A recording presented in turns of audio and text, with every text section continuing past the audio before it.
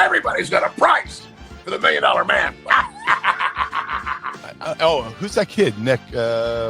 He looks like Beaker from Muppets. The one on FS1, Nick Wright. Oh, Yep. Yeah. I got something That's for amazing. I did not even. I love that. If I get 5 women and they're all in the same room with me, we're going at it at 110%.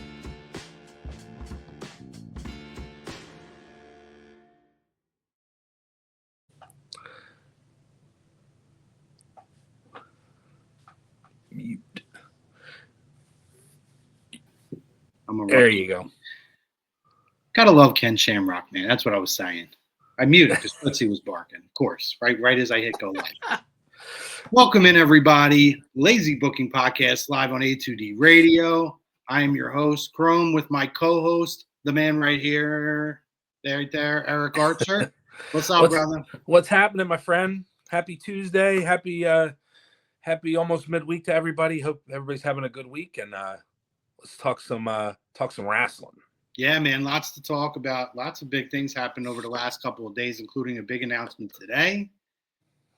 So we're very excited to dive into that. But first and foremost, let's show a little bit of love to our doctor, Dr. Paul Vidal at Specialized Physical Therapy. Physical locations in Burlington and Cherry Hill, New Jersey. You can find them on the web, specializedphysicaltherapy.com.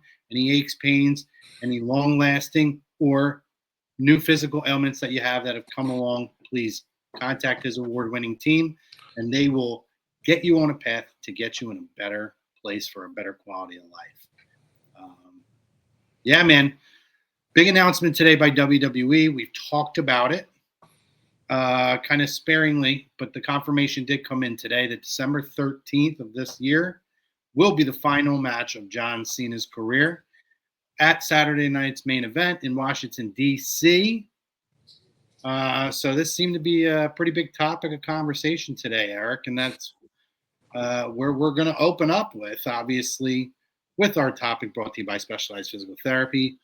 Brock Lesnar will be John Cena's final opponent at WWE Saturday night's main event. Agree or disagree? So if you're here on Facebook, if you're on YouTube, if you're on X, Twitter, wherever you're at, please comment in, throw us a like, throw us a subscribe, share it out. And I want you, most importantly, we want you guys to comment and join our conversation. You'll see your comments pop up on here. We'll do our best to interact with as many as we possibly can. But in the meantime, let's kick it off, Eric. You kind of see how the cards have been laying, but let's get your opinion. Is Brock the guy? Does it have to be Brock at this point? I don't think necessarily it has to be Brock, but the way they've been setting it up, and we kind of alluded to it last week, how I was not agreeing with the whole squash scenario at WrestlePalooza. But if that's the direction they're going, it makes sense. I think it's the guy that he has defeated Brock Lesnar, but he hasn't really dominated him or finished the chapter in their long illustrious story. So, and it kind of just got the dust kind of came off of it a little bit at in this last go around on the retirement tour. So I do think it's going to be his last match. I think it's a way to end it with somebody that he has not been able to conquer, and an opportunity to do that in his final match. Yeah, I think for all the reasons we kind of touched on last week, I think obviously we had our differences in how everything went down at WrestlePalooza. And I think for me to justify it, I felt like that this was the direction they needed to and were going. So, yes, I do think it's going to be Brock Lesnar. I do agree to the poll. However, I'd be interested to see or hear from yourself and from our viewers out there who you would like to see as John Cena's final opponent. And let's make it realistic, because obviously there was a whole big thing about Edge's contract coming up. Guess what? I would have loved to have seen that. I'm not going to lie. But they kind of put the kibosh on that, so we know that's not going to happen. So something realistic. Who would you like to see be John Cena's final opponent? And who do you think it's going to be? We would love to have all that. We already have Dynasty chiming in here. What's up, Dynasty? Disagree to the poll. Still holding on to the career killer gimmick for Gunther. I mean, maybe. I was on that boat, but Ariana was going to jump in on this one too. I think that may have been the original penciled plan before they knew they were going to get Brock back. I don't know at this point if there's enough time to build it. Plus, I kind of feel like with Gunther being gone for the most part, we might finally be getting that face turn that I've been waiting to get for the last 6 months. Not only that, because I agree with what you're saying with the face turn, but I think this is a great segue to get Gunther in the ring with Brock Lesnar. And I could see that being a program for a WrestleMania, particularly this year or next year. So it's a good way to introduce that if you want to hold on. Right now, and he's got what?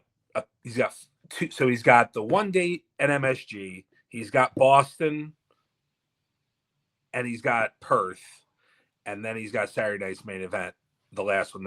That's it, right? That's all matches, correct? I believe so. Survivor Series. Oh yeah, Survivor Series too. Yeah. So I think he's got five. He's got 5 dates left and 4 matches, something like that. But either way, I think there are definitely some dream matches. We're getting the AJ Styles one, which is awesome. I'm really excited for that, and I like how AJ alluded to it a little bit last night. Didn't have to do a whole lot. He just said he wanted to go beat up John Cena, and that's all he needed. It's beautiful. We talked about this last week, Eric. Right? The whole, did they do enough to build it? And they don't need it. They don't need to build it. It doesn't need it. The history Nope. is there, and having AJ come in and really do it as a face, coming in and basically saying this matchup is happening because of you. And now I get to do one of my favorite things. And he stays quiet for a second, and the crowd starts to get ramped up because they remember what it was. They know what's coming. And there's beat up John Cena. It was perfect. Yeah. It's all it needed to be. Yeah, and the fans respect both of these guys, and I would expect a lot of chants in Perth for both John Cena and AJ Styles. It's gonna be epic. I think AJ is kind of alluding to retirement as well, so this is a great opportunity for him. Probably and I would put this match last. I'm hoping that this will be the last match of the card. It should close it out. It might not, but if I were booking, I would have this last. I think the crowd is going to be absolutely electric, and I wouldn't want anybody to have to come out and top what they're going to do in this match. I think this is a perfect match for the live crowd and for the audience watching on ESPN and Netflix internationally, to get this and to have the crowd put all their energy and show what they've got. But I think it's a great opportunity for both to let it all out, and we should see another classic. I'm really looking forward to it. But going back to the last opponent, I know there's a lot of people that I've kind of seen online where people want to see him put over a younger talent or have him in the ring with a younger talent at least. Somebody like Dominic Mysterio. I've even seen Obafemi, since he just lost the NXT title, maybe bring him up to have a match on Raw. But I don't think those are what you would have a last match with one of those talents. I think Brock Lesnar, based on what we've seen as far as this the match at WrestlePalooza, I think that is kind of where I'm sitting as far as who I think is going to be his final opponent. I just don't see there, like to your point, Chrome, there's not a whole lot of time to build something new. Only got a little bit of time left, and he's got a very limited amount of appearances, as we've talked about. Yeah, I think it's got to be something either with a history that is existing, which is kind of where we've started to see the back end of this thing go, or something that doesn't need a build, just a match that just is an undeniable dream match, right? I don't know if there's anybody young on the card that we haven't seen. Obviously, I would love to see a Dom Mysterio match. I do think there's a chance that we still get a Dom Mysterio match before the end of this.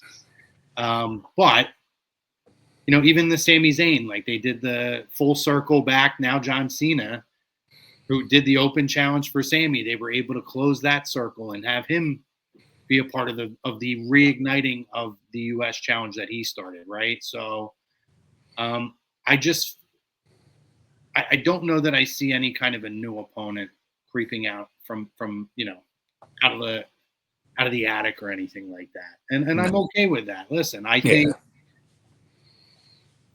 John goes over against Brock.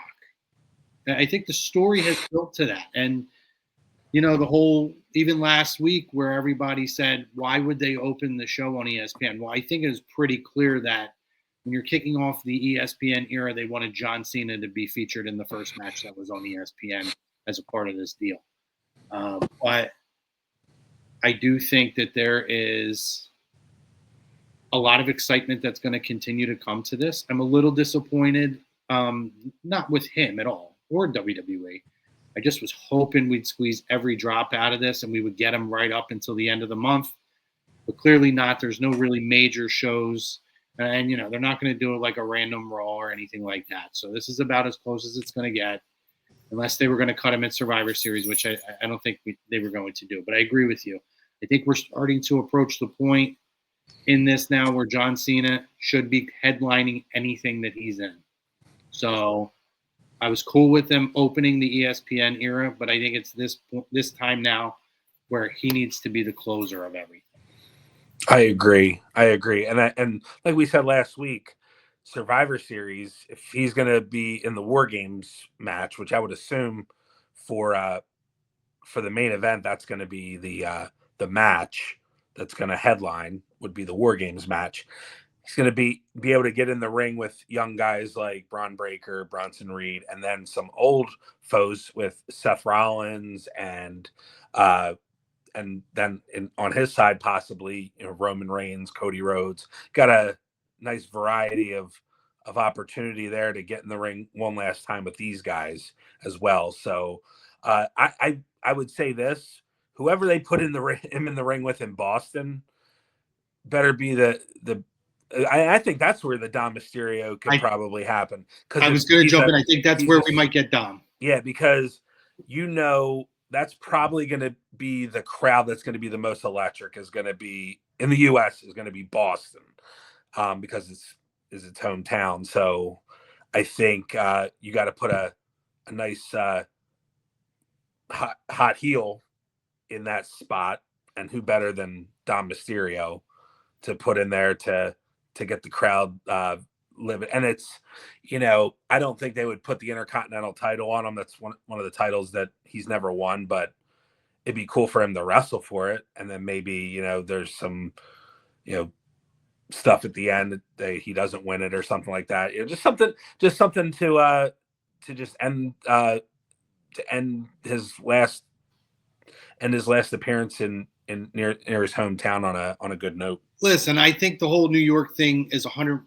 where we're likely either MSG or Boston, right? I think that's two major markets. Yeah. And I believe that when you talk about the possibility of who could be his opponent, it's not even like Dom's going to get that much heat. He gets cheered now. He was super over on Raw. He was, but look at who he was in the ring with. But also, everybody's getting booed with John Cena. But I think Dom is somebody who can rev up the audience. I mean, get him to get booed. I think they'll boo to boo, right? They'll boo because it's John Cena and they know the role that he's playing. Mm-hmm. But this would be. And remind you guys who are out there watching, this is our speculation. I don't think we're far off on this, though. No. That we're going to get a Dom Mysterio match here. This, to me, is a career-making moment for a young man. Similar to what we talked about with Gunther, if that opportunity comes down the road, which it could, because there are more dates. But when I look at Dom Mysterio and how unbelievably electric a crowd gets for him, and think about the possibility of what a match against John Cena in either New York at Madison Square Garden or Boston at the Garden there could do for him is unbelievable. It is getting the Undertaker spot at WrestleMania, getting Shawn Michaels at WrestleMania. It's that kind of defining moment. It's one of those when Logan Paul and John Cena were going against each other. I made the reference of the greatest hits, the world tour tapes, the super tape highlights. This is, if we're making the VHS, we're getting the John Cena match on the Dom Mysterio's greatest hits or greatest matches DVD or VHS. This is that moment for him to lay down an unbelievable match. And the thing is, John's worked at such a high rate and really, really well that I just feel like Dom is another one of those dudes that can work all paces and make John Cena look like $1 million. The way he would sell for John, it would make him. It would really make him, I think, to have that moment in those locations. Yeah. The other one, whether you do that match in Boston or New York, maybe the other match is kind of paying forward like Kurt Angle did for John Cena in his first match. He have somebody come out, somebody from NXT. We talked about Obafemi or somebody to kind of, give somebody like you said, give somebody an opportunity to be in the ring with John Cena. Maybe it's something like that. There's definitely options there, but I think we're on the right track with Dom in one of those spots. I like the concept of that. However, it's the NFL and it's week 18. And we've already got the division locked up. We just need to be good to go for the playoffs. I don't see them risking injury by throwing him out there with a second stringer. And that's not a disrespect to anybody in NXT. They work at such an amazing rate. But having really no experience on the main roster, although it would be a tremendous spot for, say, a Trick Williams or an Obafemi, I don't see at this point into the John Cena Farewell Tour them going that route. Could they? Sure. I would be really shocked if we got an NXT. I think they'll find somebody else on the main roster who has been in the ring on the main stage with an opportunity, who could use Braun Breaker's a name, Bronson Reed, somebody along those lines. I think they're more likely. Even a Carmelo Hayes. I mean, I think that we're getting somewhere now with Carmelo where they're starting to separate him from Miz. Obviously, I feel like they're turning him face again, which I don't. I like Carmelo as a heel. I didn't like how they brought him in as a heel, by the way. But that's a conversation for another day. But I just feel like we'll go that route. Someone who has been fairly recently in NXT, who they're really looking to take the next step, would be a great moment for one. Definitely. I mean, if you're going to go see it live, get ready to pull out your credit card and your budget, because the prices for these shows are. I was looking today on Ticketmaster just to be curious, and Madison Square Garden, the cheapest ticket upstairs is $281, and that's before fees, before those lovely Ticketmaster fees. So it's going to be a hot ticket, and clearly WWE TKO is taking advantage of that and pricing it to where they think people are still going to pay that ticket to see Cena one last time. And I'm sure they will. Somebody will. And so you sent me a screenshot earlier. I should have loaded it in so it would pop up on the screen. But you sent me a screenshot earlier.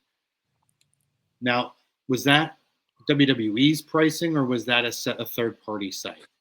So WWE today had the on location packages that they normally do for a WrestleMania or a big event. Like the all access stuff. The on location all access. So this particular one was John Cena package where you get a ringside seat, and this is for his last match in DC. So it had a photo op, it had meet and greet with Cena. You got a ringside commemorative seat, and you got a actually something with the Undertaker. I think like a live podcast. You got to sit in on a live podcast, and it was $6,500 to start per person. So, are people going to pay for that? Yeah, probably. And until they do, TKO and WWE are going to clearly, take advantage of that. It's if the consumer is purchasing the product, then by all means. So it's $6,500. I mean, what an experience. Listen, if I had I'm okay with. I'm not spending the money on that, but somebody will. And I understand that somebody will, right. And because that experience, if I had $6,500 laying around and I could fit it in my budget, then of course I'm going to consider it. I mean, that's a once in a lifetime moment on the GOAT's last hurrah, and you're going to get to be a part of that. Well, that's where I was getting to. Yeah. So like I can't blame them in the instance of what this is, and just speaking generally, not that you are. I think you're more towards the side of if you can get it, right? And people are going to pay it. And I think that goes along with a lot of the conversation we've had where we talked about ticket pricing. You know, I have other things going on in my life. I've spent that kind of money on tickets, but I'm not spending that money now. And inflation is a thing, so tickets are elevated. They were kind of trending that way prior to anyway.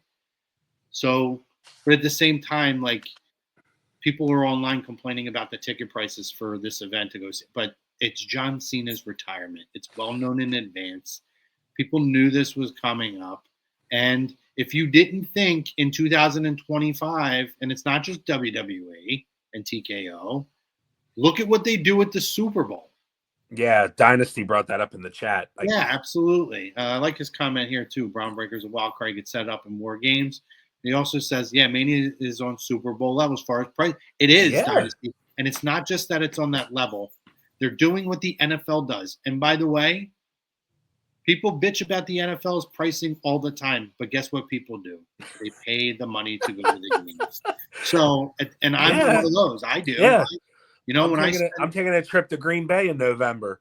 I'm paying the prices and I'm paying the travel to get there because I chose my wife and I chose to utilize use our money to go to an experience, and that's kind of the same for WWE fans that pay thousands of dollars to go to WrestleMania.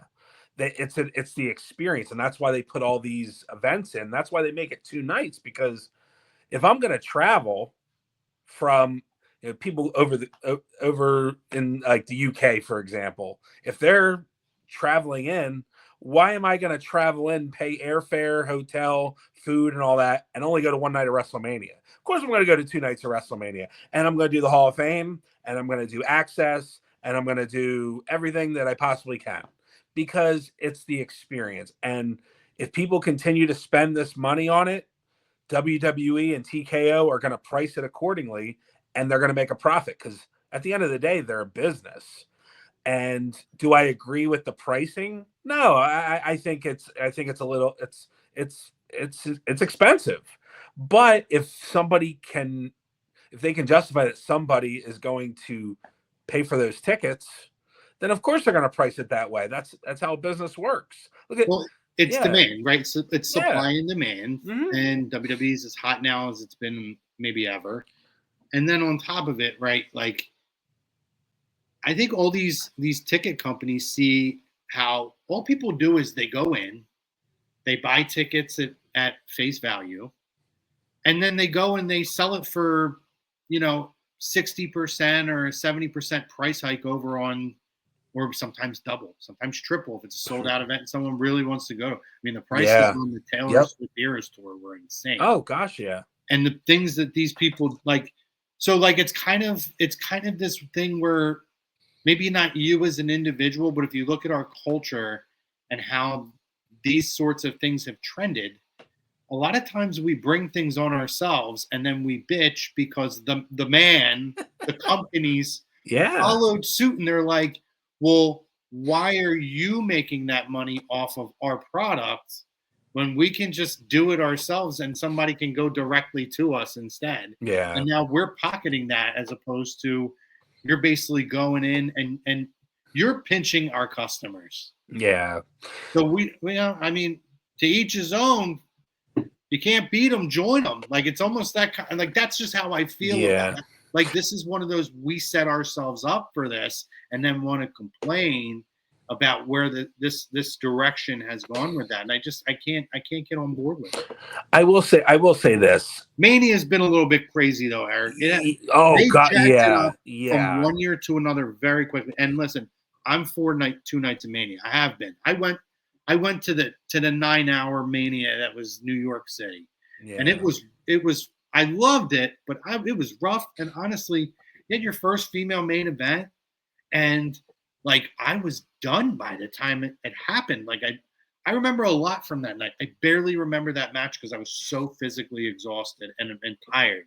And so I think, like, you know, the people who complain about 2 nights are the people who complained about 1 night. But like, you look at all these other companies who do these G1 Climax tournaments that are multiple day tournaments, or they do, you know, or then they'll complain, oh, well, it's too long to go a certain period of time, but they would watch Wrestle Kingdom for, which I think is 2 days now, if I'm correct. I believe, yes. Yep. But it used to be like a 7-hour show. And they would be like, oh, my God, Wrestle Kingdom is the greatest thing top to bottom. And it's like, but you bitched about WrestleMania going 5 hours. Like, what are you doing? So, again, it's like one of these people how to have their cake and eat it too. Yep. And I just don't have an issue with that. I have no problem with them charging a full price for 2 nights. There's still this is the world that we're in. And why wouldn't they maximize it? If you can make it a 2-night thing, why wouldn't you do that and maximize it? I will say this though, especially me, I have 2 kids, and my kids are not really into wrestling. We've been to a few shows, but you know, they know who the main people are. But just as a family, you know, if you're looking for something to take your kids to, if they're into wrestling and stuff like that, you know, the way things are priced right now, you know, families, and the way, and you brought it up, you know, the economy and inflation and everything's just gone up. So more and more people have to pick and choose what they're going to do. So if the product, which we've kind of debated where the product is right now, and it's kind of like, sometimes some of these Raws and Smackdowns are kind of just like the same old. PLEs are different because you're getting different matches. You're getting, every match is a top tier match, or it should be. So Raw and Smackdown, you're not necessarily getting that, but you're buying the brand. You're buying Raw tickets. You're buying Smackdown tickets. So you're only going to see half the roster probably because of the brand split. You may get lucky and see Cody or one of the, you know, champions, but a family's got to make a choice whether a Raw or Smackdown, if it's coming to their town, is worth paying $250 for a show that you may not necessarily see the person that your kids enjoy or you enjoy. So it's WWE has to be careful to not go down a slippery slope where they continue to raise the prices and then they start to see where, you know, maybe they're not selling as much as they were before. And that's why the product staying fresh is going to be really critical. And it goes back to booking. It goes back to the stories, and are people invested, and are they going to spend that money to go see Raw and SmackDown and the PLEs? Because if the matches and the story aren't there, then people are not going to be compelled to buy those tickets. So they have to be very careful to not alienate their audience and make sure that if they're going to continue to raise these prices, they got to make sure that the value is worth that money that the people are putting in for to watch the shows. Well, I do think that's why the house show loop, obviously they scaled back how many they do, but still having it exist is an important factor because it is a more affordable show for people to take their kids to. Yeah, definitely. And then when you see these videos of house shows, like Cody works all the house shows, Seth works them. So, you're not getting Roman necessarily, but unless you're in like Madison Square Garden and they make something out of it. But like, again, they're providing an affordable option. Is it what you're seeing as a televised broadcast? No, they are providing an affordable option when they do come to your town. So anyway, we'll see how this breaks down. But yeah, big news today with that, John Cena and his thing. So let's move on to Raw here. Some news and notes from Raw in our last 15 or so minutes. We got Roman Reigns making his return. We had the rematch from WrestlePalooza between the Usos and the Vision. And I'm being open-minded to see where this goes, by the way. Yeah. I do not, at this particular moment, like this direction with Jey Uso's character. I think it's very weird that we just do this right. Like, it's like, I'm not into it. But we'll see. It could be a payoff. Like, I am curious, are we getting some form of a reunion of the Bloodline? But are they going to be heels? Are they going to be faces? Like, what are we doing here? It could also set up War Games. It's kind if you're going to do Vision, you could do Vision versus Bloodline possibly. I don't think they're going to do that, but if you're going to if you're getting the band back together, I mean, are you taking two War Games matches then? Because I can tell you inevitably, I don't see there's a way that they're not doing John Cena. I agree, but if it's like they're still feuding with Vision, and then you have the Usos and Roman Reigns, and if you add, say for example, Jacob Fatu to that mix, what makes sense would be to have them face the Vision, but it may not go that way. And I'm with you. I'm kind of skeptical as to how they're going about Jay because he's extremely over, and they're giving us some heel tendencies, and where Roman's telling them like, F everybody else and let's wreck him and leave, and it kind of just it kind of feels like he's setting up Jay to be the next tribal chief is what it's kind of setting up, because if Roman is only a part-timer, he's got Jay there every week where he can take over. But again, I don't know if right now is the time to do that unless they feel like they need more heels on but you have the Vision, so I don't know, and you're feuding with them, so he's one of their best, honestly, one of their biggest characters. Yeah, he's so hot. Extremely over. I don't get it. Again, it's at the expense of Jimmy, making Jimmy look like a moron again. Jimmy looks extremely dumb. So, like, what are we going to do? Have him attack Jimmy again? Take Jimmy out so he can go on paternity leave for a while? Is that what we're doing? Because that's where it seems like we're going. I'm okay with a Bloodline reunion in some fashion. I don't want to see what we saw before. I don't want to see anybody, bowing down to Roman or to Jay. I would rather see it be a true united front in some way, shape, or form where they're, a faction, but they're also individuals. I just don't know if a Bloodline works without Paul. It's kind of like having the wise man, but I guess it could work with Roman. I don't know.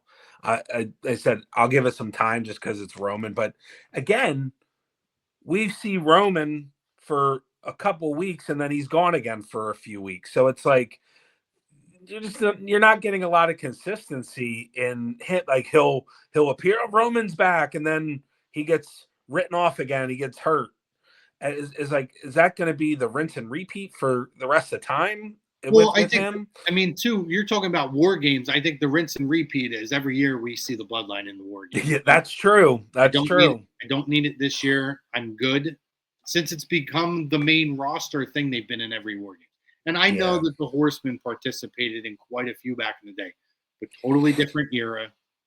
It's a whole different time now. And this, like, the Horsemen stayed together all those years. Yeah. In this, okay, well, they're broken up, but then when War Games comes around, we're going to magically find a way to put them back together. It becomes a little patronizing. So, right. But I loved seeing Roman back. Listen, I'm a big Oh, Roman yeah. fan. I love him. Definitely. He's Huge. just, as soon as that music popped, oh my goodness, the crowd went nuts. Remember the days? Remember the? I always laugh. Remember the days when people wanted him gone and thought he was shoved down their throats, and here we are. But it's like night and day from 2015, from 10 years ago. 100%. Night and day. 100%. But yeah, so we'll see. Big pop for Roman. Not a big fan of the way the Usos, Jey Uso's character is going right now. But I imagine the comeuppance will be coming. I don't think it'll make it to War Games. I think you'll get that at Crown Jewel. And so we'll see how that works out. But if anything, I think somehow in the end of – so what's Cena's match at Crown Jewel? That's AJ. AJ. I think that's where we get Brock involved. And somehow they're going to tie the pieces together, and we're going to end up – they even referenced it this week in the promo with Cody and Seth, which we'll jump on that real quick, and then we'll jump on this one too because we're running low on time. But the whole Seth, are you making? Who's pulling the strings? Is it you or Paul? Are you signing off on everything? I love it. Oh, so good. They found a way to make me very excited to see these two again. Yeah. Even Seth saying, "Doesn't matter what happened all the other times. Yep. I'm a champ. You're a champ. This is the time where I can erase all of it. I can resurrect my demons if I beat you." Yep. Another great promo between these two. I like to real quick. I like too that he alluded to helping him at WrestleMania. He's like, you were the lesser of two evils, and I used you, and now I really like that they're going into the past, and again, not insulting people's intelligence, not having amnesia, because wrestling for decades has been amnesia of baby faces and heels, and blurring the line. So I think this is really, really good that they're utilizing everything from the past to now and culminating in this match. And I think it's going to be really good. And the build-up's been chef's kiss so far.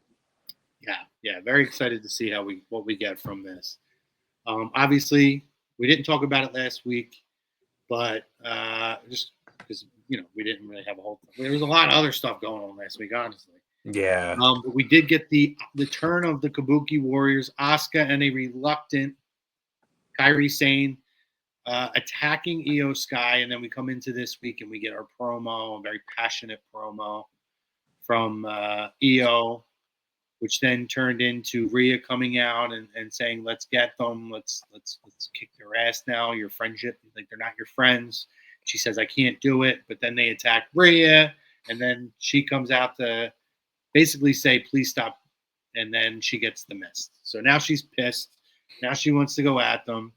I'm interested by Kairi Sane's inclusion in this, though, because it's the reluctance to do it, but she's basically doing what Asuka's making her do or telling her to do. Then she hands her the photo in the backstage segment when she has all the mist in the I guess the trainer's room. Yep. Of like the three of them just kind of hanging out, like at lunch or something. But just quick thoughts on where we're headed here with Io and the breakup of the Kabuki Warriors. I think we kind of saw this coming as far as the end game. This match with the four ladies.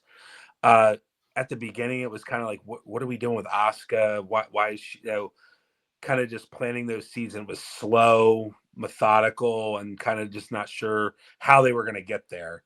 And now we're seeing it where it's coming to fruition. And I really, really like the real elements of this, where these three were friends, and it's like in real life when somebody has an issue with a friend, and they may not be friends anymore, and they're kind of conflicted because they still care about them, and now it's come to a head where I have to do this because you betrayed me, but just reluctance and just a lot of emotion and heart going into it. So I think it's got the real feel to it, and I think that's why this has really culminated into a match that is going to be good, where you're not sure how Io is going to react in that match. I don't see her turning, but she may be reluctant to attack during the matches because of those emotions and those feelings. So clearly there's a lot of what ifs in this match coming up. So looking forward to seeing what happens. Yeah, it's a lot of it's the high school story. It's the we or college, right? Like you're all friends, and you're like your girlfriends, and then all of a sudden one of the girls doesn't like the other girl. Yeah. And they're basically You like, gotta you're either choose. my friend or their friend. You have to pick and choose. It's kind of that deal. But I think it's, to this point, it's been done well. We've heard them talk a lot more than we typically do as well, which I think is good. Even though I love Asuka, whether she's speaking English, Japanese, or whatever, I think she's like just such a hilarious but badass character that to me, Asuka's tremendous. I wish they would do more with her, honestly, but it's a good spot for her at this point. And they can still do Asuka and Rhea again down there, and I think this is good to give Rhea something to do. I as you've noticed on SmackDown also with Charlotte, her and Rhea have not been in the title picture, so they have to be creative in these programs, and they're both now in tag teams where they're teaming with common foes from the past, but working together as a cohesive unit. So I like what they're doing, and I wonder if that's a collision course we get to around Survivor. That could be as well. Yeah, absolutely. Or the Saturday night's main event. Yeah, good call out. I know Saturday night's main event tends to be a glorified house show a lot of times, and it's more of just the ambiance of, us seeing what we saw as kids and the presentation of it. But I have a feeling they're going to do a lot with this one. Yeah, they're going to really make this one special. There's also a Saturday night's main event at the end of October. Okay. That I saw. So they're I think November 1st or October, whatever. There is another Saturday night's main event before Survivor Series, so they could do it in there as well. They could do a little bit of both. Yeah. Last portion of the show here, Eric. Hot tag.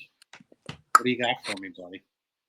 So wanted to talk a little bit about the triple threat match on SmackDown with Nia Jax, Tiffany Stratton, and Jade Cargill. Oh man, that busted eye, that's going to be a scar. Yeah. You could get all I could literally get my finger to the knuckle in that cut. That's how deep that was. It was nasty, and you could just tell, it was just when she went to the camera and started I'm like, oh my god, you could just see the gash. And clearly that had, and I'm sure this is what you're going to touch on. That clearly affected. Oh yeah. Because I think it was supposed to go one way, and it definitely didn't go that way. Yeah, and I've been seeing a lot of people, giving stuff to Nia Jax and even the Tiffany Stratton for being slow in the spot. But that incident right there had to completely shake everybody, including the referee. Let's provide context. Maybe somebody missed SmackDown. Yeah, what we're referring to was they had the WWE Women's Triple Threat match between Tiffany Stratton defending her title against Jade Cargill and Nia Jax on SmackDown. Match was actually really good for the most part. That was probably the best match the three have had. And things were going really well. There were some really good spots. I think it kind of but unfortunately, I don't think a lot of people are going to remember that beginning that we're watching. Of course, they're gonna talk about the end. So there's a spot in the match where Nia is supposed to take Jade's head off of the steel steps, and clearly she didn't get her hands up, so she got busted on the corner of the steps the hard way. And I'm talking, guys, if you could see, yeah, she was split across her eyebrow from up here to right about here, and it was that deep open. It was. I mean, you can find the pictures on X. If you're not queasy, go check it out. I'm not. I thought it was amazing. I was like, look. I was like, whoa. But it was nasty. But yeah, so from there. So you explain how the rest of the spot went, because then obviously she was hurt. The referee went out to check. What was it? Do you remember that referee's name? Oh, I forget her name. I'll Google it. Go ahead.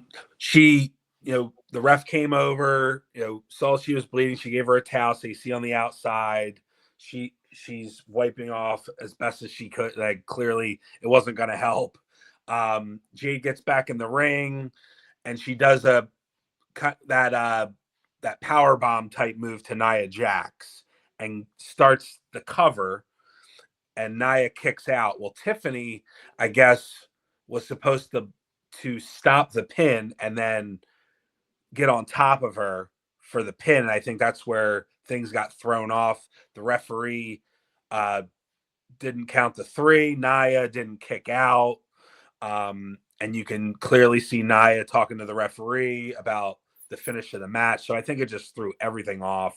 And then at the end of the day, Tiffany, at the end of the match, Tiffany won with the moonsault. But it's unfortunate because it actually was a good match, like you said, but it just kind of turned into that whole mess, and that's unfortunately what people are gonna look at.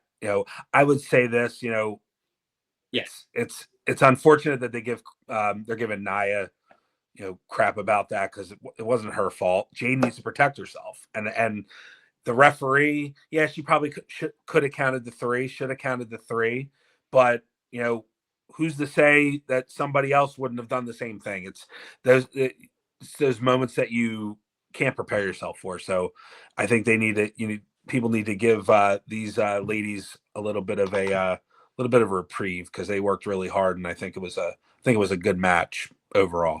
Right. Yeah. So basically what you said, if we're going to point a finger on why this happened, this was on Tiffany, because Tiffany was late to the spot. So the intention was for Tiffany to come in and break up the 2 count.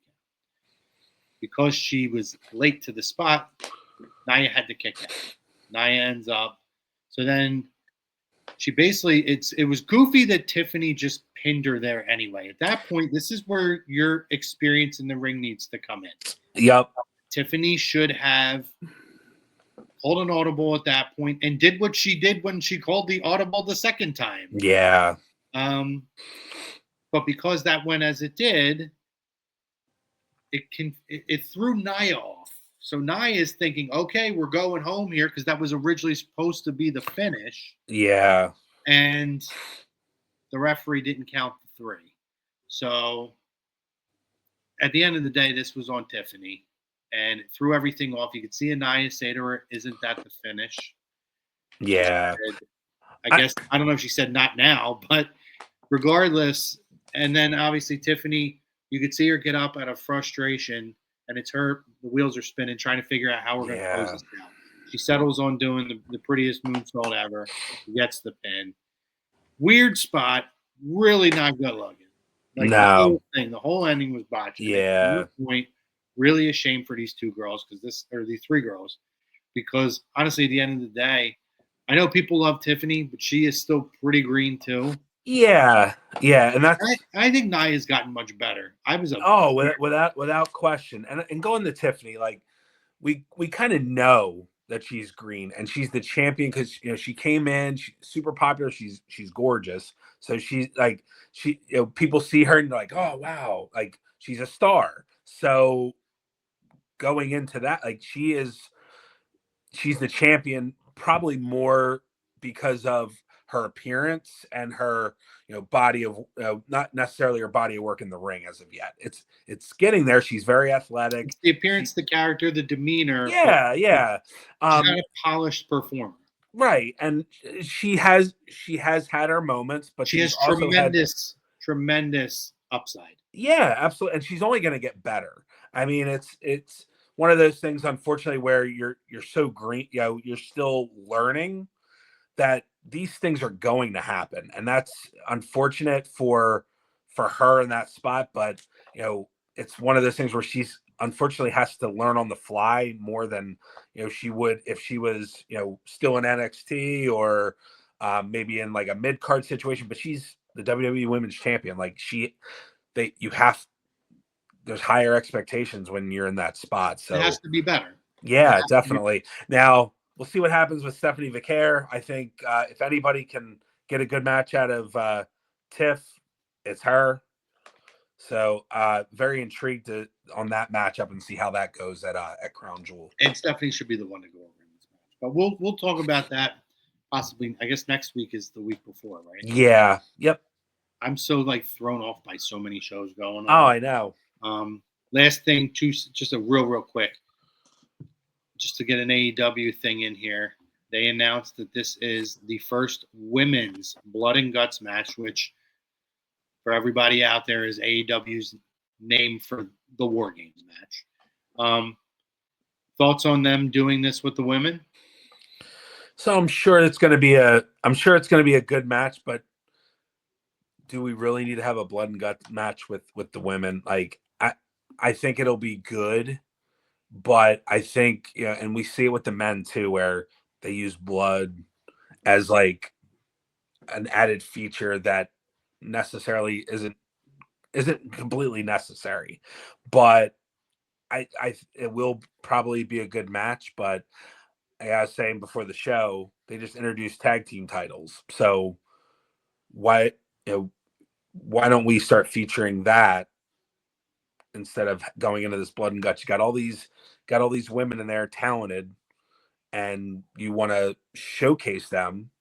You just made tag team titles. Why not use that as a platform? But it's what they're doing. So just to drop my 2 cents in, it's kind of to your point.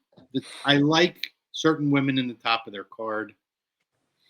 I just don't think the roster is very good. It's not super skilled. There's not any incredibly compelling characters outside of their top characters, right? I like someone like a Jamie Hayter. Obviously, Tony's I don't even need to mention Tony.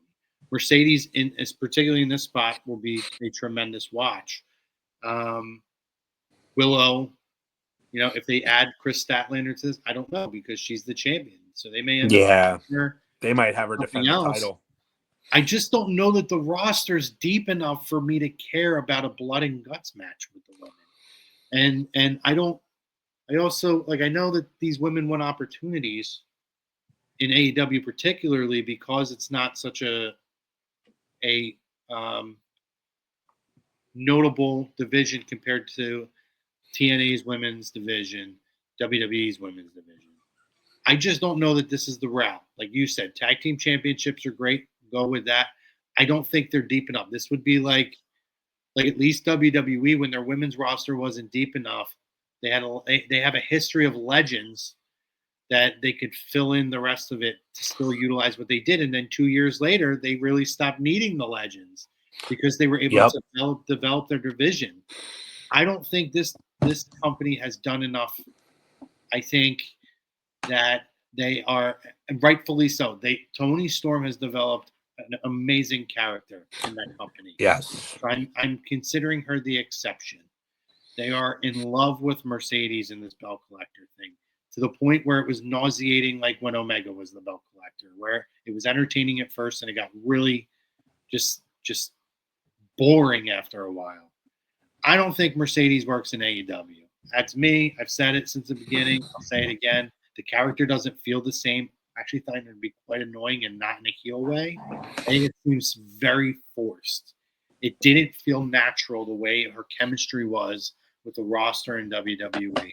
And honestly, with that crowd, the CEO thing, it's a catchy song, but I think that gets really tiring. I don't see the appeal. I don't know why. Like, I was shocked that they put Tony over at All In, to be honest. Yeah. But I just don't get it. And